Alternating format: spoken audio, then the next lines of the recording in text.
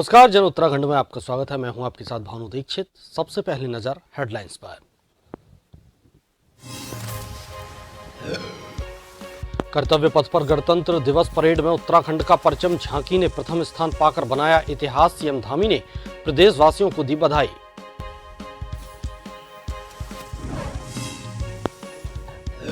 Uttarakhand CM Dhami का लखनऊ दौरा। मोहन सिंह विष्ट सभागार का किया लोकार्पण। पारंपरिक वेशभूषा में महिलाओं ने झोड़ा नृत्य किया।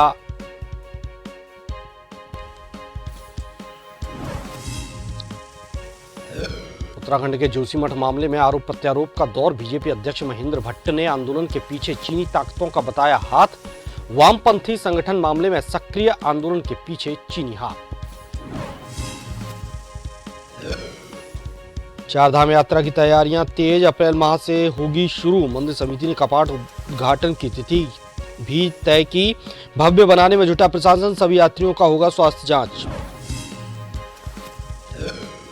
मैदान से लेकर पहाड़ तक बारिश बर्फबारी से पारा गिरा। कई जिलों में मौसम विभाग ने जारी किया ऑरेंज अलर्ट। चमोली में बर्फबारी के बाद खिली धूप।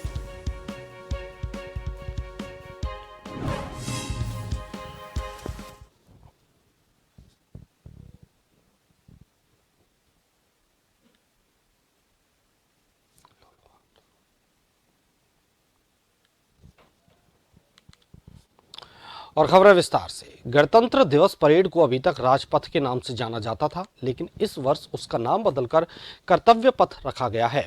नाम बदलने के बाद कर्तव्य पथ पर गणतंत्र दिवस की ये पहली परेड थी, जिसमें उत्तराखंड की झांकी मानस खंड को देश के प्रथम स्थान मिलने से इतिहास में उत्तराखंड राज्य का नाम दर्ज हो गया है। मुख्यमंत्री पुष्कर सिंह धामी ने इस उपलब्धि के लिए प्रदेशवासियों को बधाई देते हुए कहा कि ये उपलब्धि हम सब के लिए गौरवशाली पल है। मुख्यमंत्री ने कहा कि पुराणों में गढ़वाल का केदार खंड और कुमाऊं का मानस खंड के रूप में वर्णन किया गया है।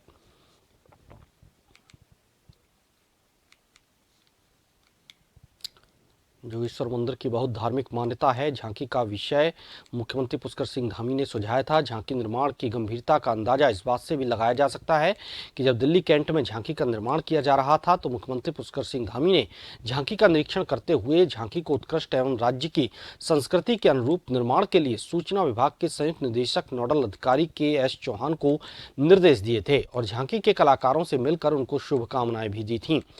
प्रधानमंत्री ने कहा कि ये दशक उत्तराखंड का है। मुख्यमंत्री पुष्कर सिंह धामी ने 2025 तक उत्तराखंड को देश का सर्वश्रेष्ठ राज्य बनाने का लक्ष्य रखा है। इसी दृष्टि से गणतंत्र दिवस परेड में उत्तराखंड की झांकी को देश में प्रथम स्थान पर आना उनके विजन को दर्शाता है।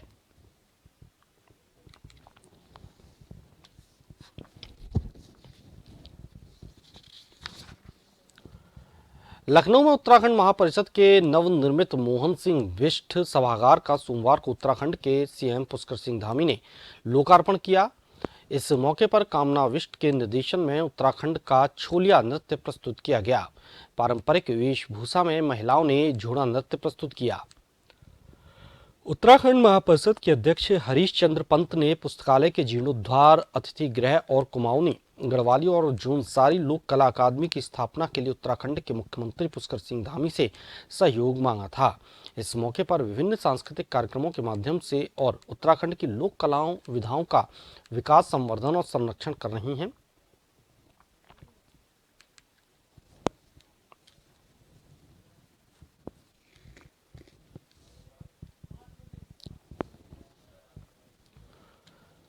उत्तराखंड भाजपा के प्रदेश अध्यक्ष महेंद्र सिंह भट्ट ने जोशीमठ में चल रहे स्थानीय लोगों के आंदोलन के पीछे चीनी ताकतों का हाथ बताया है।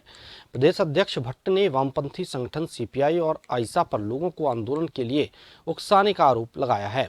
वहीं सीएम धामी ने वामपंथी ताकतों के साथ साथ कांग्रेस पर भी जोशीमठ के दुष्प्रचार का आरोप लगाया है।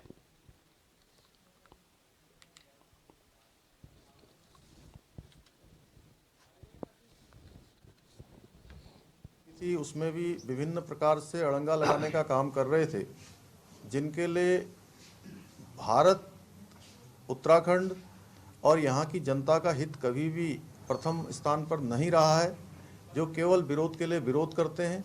ऐसे लोग आज भी कहीं न कहीं किन्हीं शक्तियों के प्रभाव में आकर इस प्रकार के काम कर रहे हैं कि सारे विकास के कार्यों को रोक दें। मैंने कहा कि वामपंथ की जो सोच रही है वो अनेकों जो बड़े प्रोजेक्ट लगते हैं उनके खिलाफ सदैव रही है। वह एनटीपीसी का प्रोजेक्ट अभी तक एक क्लियर नहीं हुआ, एनटीपीसी के कारण ये ऐसा हुआ है। एनटीपीसी बने हुए क्योंकि काम समाप्ति की ओर था और अभी वैज्ञानिकों ने स्पष्ट नहीं किया है कि इसके कारण ये स्थिति उत्पन्न हो रही है। तो आखिरकार इस विषय को लेकर आप सीमावर्ती क्षेत्रों के विकास को अवरुद्ध करने का कौन सा कार्यक्रम लिए हुए बैठे हैं? कांग्रेस नेता राहुल गांधी ने भारत जोड़ो यात्रा का विधिवत समापन किया। राहुल गांधी ने श्रीनगर में मौलाना आजाद रोड स्थित प्रदेश कांग्रेस मुख्यालय में झंडा फहराकर भारत जोड़ो यात्रा का समापन किया। तो वहीं उत्तराखंड में भी सद्भावना और एकजुटता दर्शाने के उद्देश्य से कांग्रेस नेताओं और कार्यकर्ताओं ने प्रदेश मुख्यालय देहरादून में ध्वजारोहण किया। इसके बाद पार्टी कार्यकर्ताओं और नेताओं ने कांग्रेस मुख्यालय से गांधी पार्क तक मानव श्रृंखला बनाकर महात्मा गांधी की प्रतिमा पर श्रद्धा सुमन अर्पित कर उन्हें भावभीनी श्रद्धांजलि अर्पित की। यही संदेश हमारे राष्ट्रीय नेता राहुल गांधी जी पिछले 5 महीने से ये संदेश जनता में दे रहे हैं कि प्यार ही सब कुछ है, प्यार में ही ताकत होती है। हमें देश को प्यार से जोड़ना चाहिए और देश को प्यार से जोड़े। हिंदू, मुस्लिम, सिख, ईसाई आपस में हैं भाई भाई, सबको जोड़ करके रखो। प्यार का एक संदेश पूरे देश में देना चाहते हैं। कैबिनेट मंत्री गणेश जोशी के जन्मदिन के अवसर पर हाथीबढ़ कला स्थित आवास पर कई लोगों ने मिलकर उन्हें बधाई, शुभकामनाएं और बुके उपहार स्वरूप प्रदान किए। तो वहीं गणेश जोशी ने अपने आवास पर एचडीएफसी के माध्यम से स्वयं सहायता समूह की महिलाओं के बीच 20 लाख का चेक वितरित किया। तो वहीं मीडिया को संबोधित करते हुए कैबिनेट मंत्री गणेश जोशी ने कहा कि चाहे हमारा जन्मदिन हो या शादी की सालगिरह हो, मैं गरीब बच्चों और लोगों के साथ मिलकर अपना जन्मदिन मनाता हूं, क्योंकि गरीबी को मैंने काफी नजदीक से देखा है। चाहे मेरा जन्मदिन हो, मेरे बच्चों का जन्मदिन हो, मेरी शादी की सालगिरह हो, मैं हमेशा गरीब व कमजोर लोगों के बीच में मनाता हूं, क्योंकि मैंने गरीबी को बहुत नजदीक से देखा है। आज 36 विद्यालयों में हम बच्चों को स्वेटर वितरित कर रहे हैं, जिसमें से 1-2 विद्यालयों में मैं भी जाऊंगा, कई जगह मेरी बेटी जा रखी है। वहीं कुछ स्कूलों को हम कंप्यूटर दे रहे हैं। ब्लाइंड स्कूल में भी एक कार्यक्रम ब्लाइंड बच्चों के साथ में मनाने का रखा है।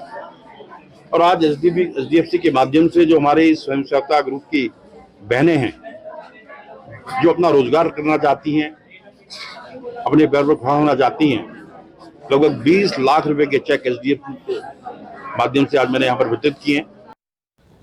देहरादून जिलाधिकारी सोनिका की अध्यक्षता में ऋषि पड़ना सभागार में जनसुनवाई का कार्यक्रम आयोजित किया जाता है। तो वहीं जनसुनवाई में काफी संख्या में लोग अपनी समस्या को लेकर जिलाधिकारी के पास पहुंचते हैं। सोनिका ने समस्या के निस्तारण के विषय में कहा कि हम लगातार आई शिकायतों के निस्तारण पर नज़र बनाए रखते हैं। 2 विधि से निस्तारण की जानकारी मिलती है। एक तो शिकायतकर्ता अपनी शिकायत लेकर हमारे पास आते हैं या नहीं, यानी वे हमारे काम से संतुष्ट हो जाते हैं, और कई ऐसे भी लोग हैं जो द्वारा अपनी शिकायत लेकर हमारे पास पहुंचते हैं।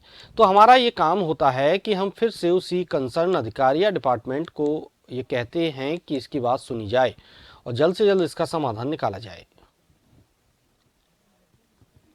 निस्तारण तो हम चेक करते हैं, लेकिन निस्तारण भी 2 तरह के हो जाते हैं। कुछ में जो एप्लीकेंट होता है वो संतुष्ट हो जाता है और वो वापस कभी नहीं आता। एक होता है जो निस्तारण से वो संतुष्ट नहीं होता। तो जो निस्तारण से संतुष्ट नहीं होते हैं वो जरूर दोबारा आते हैं मेरे पास, और तब मेरे इंस्ट्रक्शंस यही रहते हैं कंसर्न विभाग को और ऑफिसर को कि कोशिश करें कि इनकी बात को दोबारा सुन ली जाए और एक बार इनको भी संतुष्ट कर लिया जाए।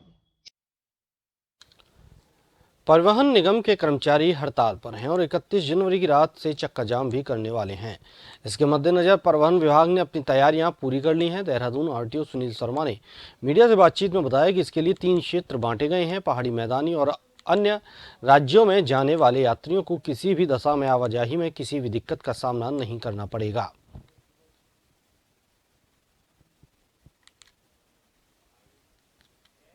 इसके साथ साथ कुछ परिवहन निगम के ऐसा संज्ञान में आया, परिवहन निगम के कर्मचारी लोग हड़ताल पर हैं और 31 जनवरी से रात्रि से चक्का जाम करना चाहते हैं।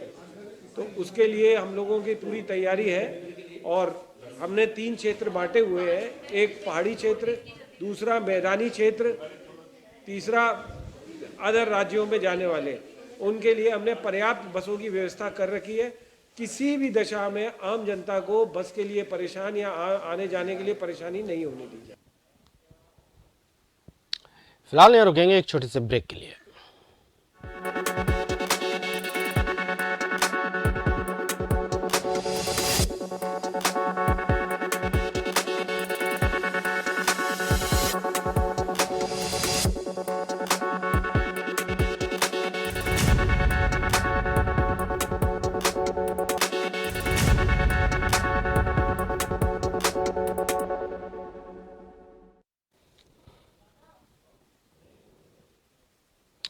ब्रेक के बाद आपका स्वागत है। आगे बढ़ते हैं। अलकनंदा भूमि संरक्षण वन प्रभाग जोशीमठ रेंज द्वारा तपोवन विष्णु गाड़ जल विद्युत परियोजना के ट्रीटमेंट कैट प्लान के अंतर्गत जोशीमठ प्रखंड के दूरस्थ वन पंचायत कीमाना, जखोला, पल्ला, लियारी, थेना, बड़गिंडा, उर्गम सहित पिलखी, अरोसी, भेंटा, सेलंग, सलुड, डूंगरा, बरोसी, पंगनो गांव में करीब 1700 कलमी प्रजाति के सीडलिंग अखरोट और 1860 कलमी प्रजाति के ही रूट स्टॉक सेब के पौधों का निःशुल्क वितरण किया गया है।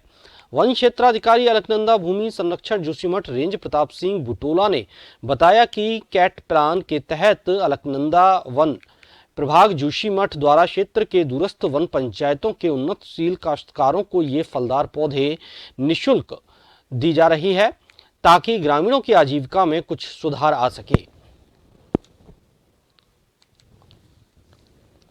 निःशुल्क सेब और अखरोट के पौधे वितरण किए गए, जिसमें कि आज काफी खुशी की बात है कि यहाँ पे निःशुल्क पेड़ पौधे लगाए जा रहे हैं, जिसमें कि शुद्ध वातावरण के अनुसार भी और जो यहाँ पे भूमि कटाव होता है उसके लिए यहाँ पे निःशुल्क पेड़ वितरण किए जा रहे हैं ग्राम सभा किमाना में।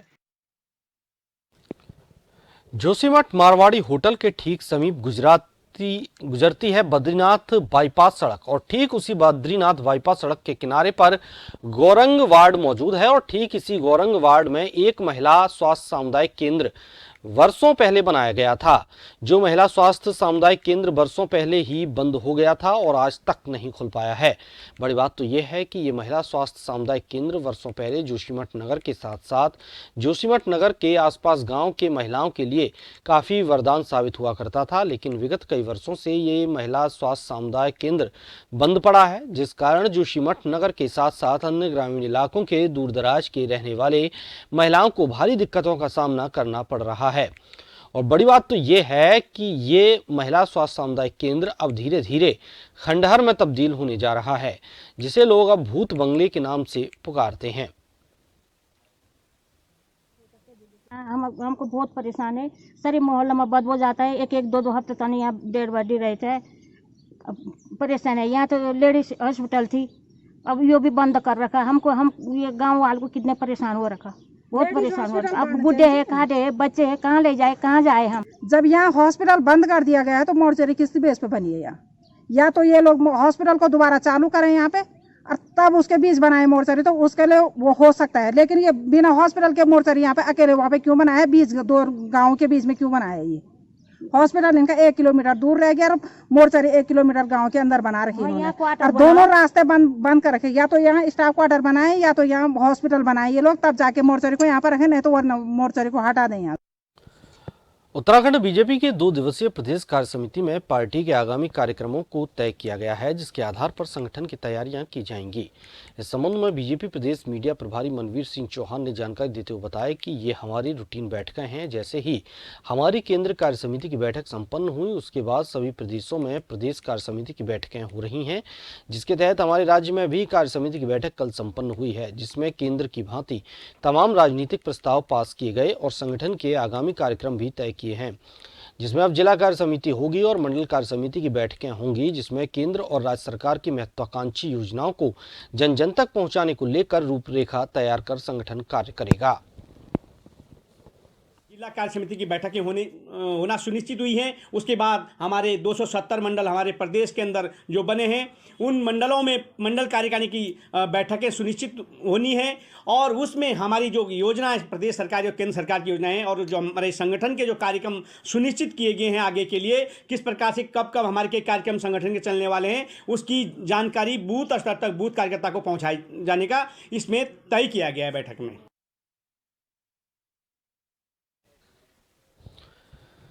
सहकारिता मंत्री डॉक्टर धन सिंह रावत ने देहरादून के यूकेसीडीपी सभागार में कई एजेंडा बिंदुओं पर समीक्षा बैठक की। समीक्षा बैठक में सहकारिता विभाग के सभी उच्च अधिकारी भी मौजूद रहे। मुख्य रूप से बैठक में सहकारिता विभाग की वित्तीय और भौतिक प्रगति की समीक्षा की गई। इसके साथ ही सहकारिता विभाग के स्टाफिंग पैटर्न की अद्यतन स्थिति की समीक्षा के साथ ही सहकारी समितियों में स्टाफिंग पैटर्न की अद्यतन स्थिति पर भी समीक्षा हुई। सहकारी विभाग के अंतर्गत कितने पद रिक्त पड़े हैं, इन तमाम मसलों पर चिंतन मंथन किया गया।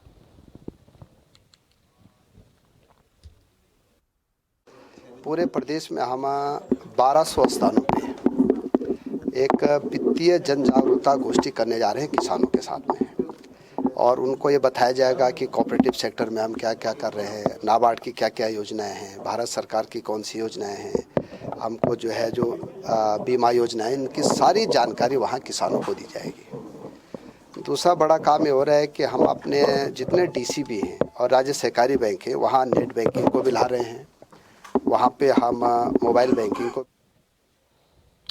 उत्तराखंड में चारधाम यात्रा की शुरुआत अप्रैल माह से शुरू हो जाएगी, जिसके लिए मंदिर समिति ने कपाट उद्घाटन की तिथि भी तय कर ली है। सरकार चाहती है कि इस वर्ष चारधाम यात्रा को विगत वर्ष से और भव्य बनाया जाए। यात्रा को और सुलभ सरल बनाने के लिए ग्राउंड लेवल पर कार्य किया जाना तय कर लिया है। यहाँ आने वाले श्रद्धालुओं को हर सुविधा उपलब्ध कराने के लिए संबंधित अधिकारियों से फीडबैक भी लिया जा रहा है। बता दें कि 22 अप्रैल से राज्य में चारधाम यात्रा का आगाज हो जाएगा। साथ ही सीएम धामी ने इस बार की यात्रा को लेकर कहा कि यात्रा सुगम और व्यवस्थित तरीके से होगी। तो वहीं भाजपा के प्रदेश महामंत्री आदित्य कोठारी ने कहा कि पिछले वर्ष लाखों यात्रियों ने चारों धाम के दर्शन किए थे और इस बार और अधिक संख्या में यात्री चारों धाम के दर्शन कर पाए। इसके लिए सरकार हर एक सुविधा मुहैया करवाने में जुटी हुई है। पहले से ही जो है उसकी तैयारियां कर रहे हैं, जो और अच्छे काम करने हैं और सुविधाएं करनी है, यात्रियों को सुरक्षा भी देनी है, उनकी यात्रा सरल भी बनानी है और सुगम भी बनानी है। तो उसके लिए हम लोग काम करेंगे। बाबा बद्री विशाल की कृपा से, चूँकि 100 दिनों का कालखंड बीच में रह गया है, तो इस बार भी यात्रा हमारी रिकॉर्ड तोड़ होगी। हम सारे प्रयास कर रहे हैं, सारे साधन जुटा रहे हैं, सारी व्यवस्थाएं कर रहे हैं। ऋषिकेश एक बहुत बड़ा सेंटर पड़ता है जहाँ से पूरे देश भर के यात्री आते हैं, गाड़ियों की व्यवस्था करते हैं। तो वहाँ भी व्यवस्था जो है चाक चौबंद की जा रही है और रास्ते में भी जहाँ जहाँ पर आवश्यक सुविधाएं उनके जुटाने के लिए भी सरकार ध्यान रखा गया है।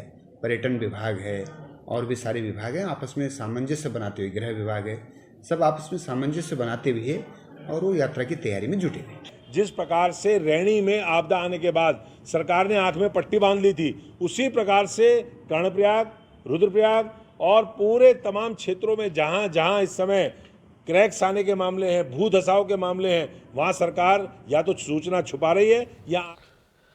यूपी के पूर्व सांसद अकबर अहमद डंपी सहित 7 लोगों पर वक्फ की संपत्ति खुर्द-बुर्द और जाली दस्तावेजों से खरीद करने का आरोप है। पुलिस ने विभिन्न धाराओं में मुकदमा दर्ज किया।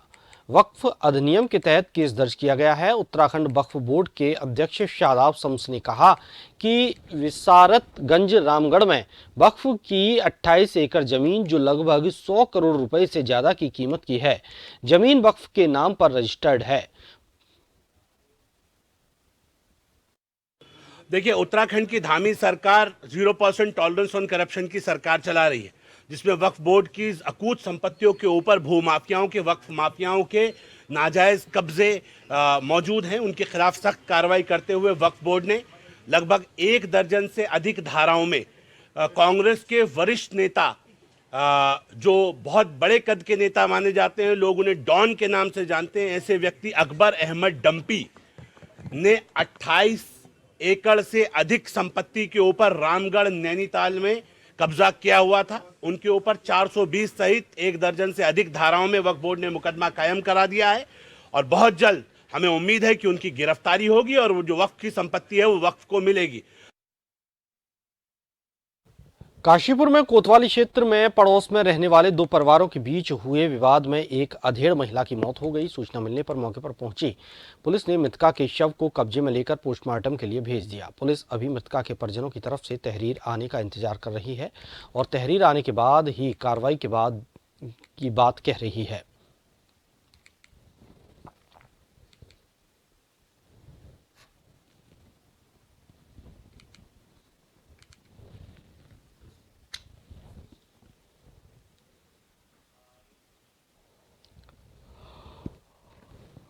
अली खां में काली बस्ती में 2 पड़ोसी हैं, तो इनका झगड़ा हुआ है। इस झगड़े में जब हमारे पास सूचना आई तो हम लोग मौके पे गए, तो तब तक ये वहाँ पर से एक जो महिला है, मृतक महिला करीब 55-60 साल की है, तो उस झगड़े में उनकी डेथ हो गई है। अब ये तो अभी एफआईआर की क्योंकि उन्होंने कोई दी नहीं हमें, जांच कर रहे हैं इसमें, और पंचनामा पीएम के बाद ही पता चल पाएगा कि उसकी डेथ कैसे हुई है। बस आई और मतलब ऐसी बोलचाली करी, उनके लड़के थे मीरू और क्या कि मैं आसिफ और उनको क्या कि मैं उनकी बहू थी, उनका नाम पता नहीं क्या है, और उन्होंने आके और बस ऐसी जो है और उन्होंने हम पे सब।